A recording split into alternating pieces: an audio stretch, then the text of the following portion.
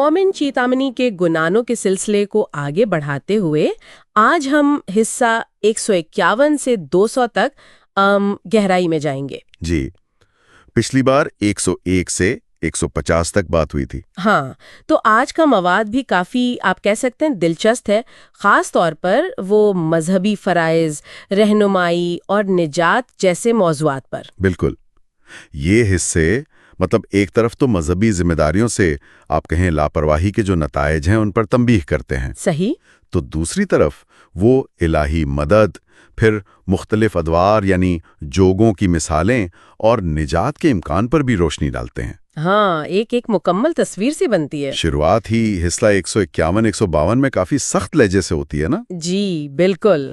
کہا گیا ہے کہ جو لوگ اپنے دین کے فرائض جیسے دسوند کی ادائیگی میں کوتاہی کریں گے یا مذہب کے خلاف بولیں گے، ہاں، وہ نہ صرف اپنا دین گما دیں گے بلکہ غیبت، دھوکہ دہی میں مبتلا ہوں گے اور وہ ذہنی سکون سے بھی محروم رہیں گے۔ جی یہ تو سیدھا سا فارمولا لگتا ہے کہ عمل نہیں تو سکون نہیں۔ ہاں، اور اس میں خاص بات یہ ہے کہ گناہ صرف مذہبی نقصان کی بات نہیں کر رہا، اچھا، وہ دنیاوی اور اخلاقی پہلو بھی جوڑ رہا ہے۔ غیبت، دھوکہ، ذہنی بے چینی، گویا دین پر عمل صرف عبادت نہیں بلکہ ایک پورا نظام حیات ہے جس کی خلاف ورزی کے اثرات وہ ہر جگہ ظاہر ہوتے ہیں۔ صحیح۔ تو اس تنبیہ کے بعد امید کی بات بھی ہے۔ الہی مدد اور رہنمائی کا ذکر وہ بار بار آتا ہے۔ جی جی بالکل۔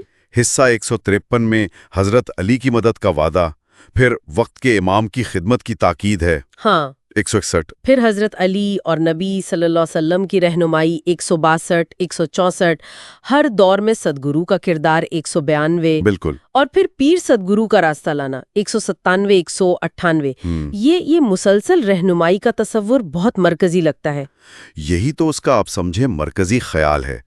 گناہ اس بات پر زور دیتا ہے کہ انسان کبھی اکیلا نہیں چھوڑا گیا۔ ہر دور میں کسی نہ کسی شکل میں رہنمائی موجود رہی ہے، اور اس رہنمائی کو قبول کرنے کا انعام حصہ 165 میں نورانی دیدار بتایا گیا ہے۔ نورانی دیدار؟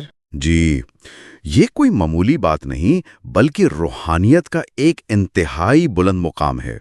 اس کے برعکس شک کرنے والوں کے لیے کوئی امید نہیں دکھائی دیتی۔ اسی سلسلے میں حصہ 162 میں یہ بھی کہا گیا کہ یہ ستپنتھ یعنی سچا راستہ ازلی ہے، اور قرآن میں بھی اس کا ذکر ہے۔ یہ تو کافی بڑا دعویٰ ہے۔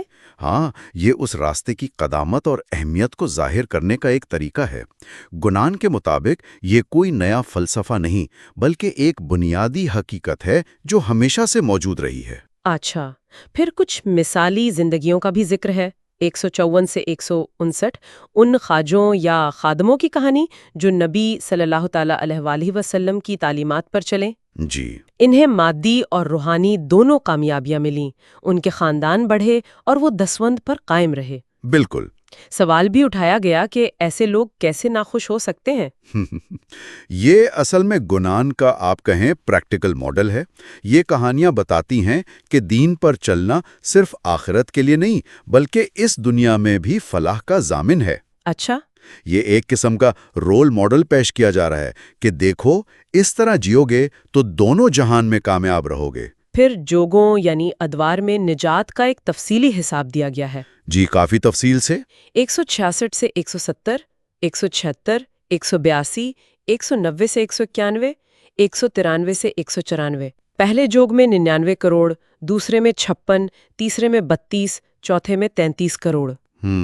اور یہ بھی کہ چوتھے دور میں چاروں جوگوں کا سبب حضرت علی ہیں۔ جی، پھر مخصوص گروہوں کے ساتھ نجات پانے والوں کی الگ الگ تعداد بھی بتائی گئی۔ یہ نمبرز یہ تو کافی زیادہ ہیں۔ ان اعداد و شمار کا مقصد شاید اس روحانی راستے کی وہ کامیابی کا پیمانہ دکھانا ہے۔ اچھا، پیمانہ۔ ہاں، ہر جوگ میں ایک سچے گرو یا رہنما کی پیروی کے ذریعے گنان کے مطابق کروڑوں روحوں نے نجات حاصل کی۔ کروڑوں نے؟ جی، یہ مسلسل اس بات پر زور ہے کہ صحیح رہنما کی اطاعت ہی نجات کا ذریعہ ہے، چاہے دور کوئی بھی ہو۔ اور جو لوگ اس رہنمائی سے ناواقف رہے، 194، ان کا سفر وہ جاری رہتا ہے۔ ان جوگوں کی کچھ اہم شخصیات کی کہانیاں بھی ہیں، اگرچہ مختصر ہیں۔ جی، مختصر مگر اہم۔ کرتا جوگ کے راجا پہلا اور نرسے 171 से 175, त्रेता जोग के राजा हरीश चंद्र और रानी तारा, उनकी कुर्बानी, राम का ज़ुहूर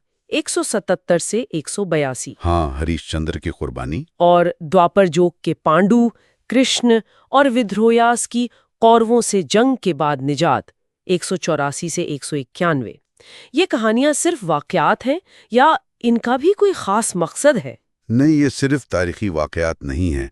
गन्नान इन्हें उसूलों को समझाने के लिए इस्तेमाल करता है। अच्छा, उसूलों को समझाने के लिए? जी, राजा पहला की अकीदत, हरीशचंद्र की कुर्बानी, पांडवों की गुरु की इताअत, ये सब असल में उसी बुनियादी पैगाम को वाज़ेह करती हैं कि अकीदत, कुर्बानी और रहनुमा की पैरवी वो निजात तक ले जाती है। ये मिसालें तालीमात को आप कहें जिंदा करती हैं। और आखिर में 1999 और 200 पीर सदगुर का जिक्र है, जिन्होंने लोगों को खोजा बनाया, दीन की बुनियाद दसूंद पर रखी। जी, जसूंद पर। और उनका सिलसिला नबी सल्लल्लाहु अलैहि वसल्लम तक पहुंचता है। वो पाटन शहर में आए। इससे दो बातें वाज़ेह होती हैं। एक तो दसूंद की मरकजी अहमियत जो पहले भी आई थी, हाँ बिल्कुल, और दूसरा पीर सदगुर का उस रिवायत में मकाम और उनका दावा करदा तारीखी और रूहानी तसलसल। ये गिनान के इस हिस्से को एक खास आप कहें स्याको सबाक देता है। तो मजमूई तौर पर इन हिस्सों 151 से 200 का निचोड़ ये निकलता है कि मजहबी फ़राइज़ की पाबंदी, ख़ास तौर पर इमाम या सदगुर की रहनुमाई में इंतहाई ज़रूरी है। जी, बहुत ज़रूरी। इससे गफलत के संगीन नताइज हैं, लेकिन पैरवी करने वालों के लिए निजात का वादा है, जैसा कि गुज़रे अदवार की मिसालों से भी जाहिर होता है। बिल्कुल। और एक बात जो सोचने पर मजबूर करती है, वो ये है कि ये मतन हज़ारों साल के अरसे पर फैली हुई मुख्तलिफ तारीखी मिसालों और शख्सियात का हवाला देकर एक ही बुनियादी पैगाम दे रहा है। कौन सा पैगाम? रहनुमा की इताअत। अच्छा, रहनुमा की इताअत। जी, इतने लंबे अरसे और बदलते हालात के बावजूद इस एक नुक्ते पर मुसलसल जोर देना, ईमान और निजात के बारे में इस रिवायत के नज़दीक असल चीज़ क्या है, उस पर गौर करने की दावत देता है ना? वाकई ये गौरतलब नुक्ता है। अगली निशिस्त में हम इंशाअल्लाह हिस्सा 201 से 250 पर बातचीत करेंगे। इंशाअल्लाह।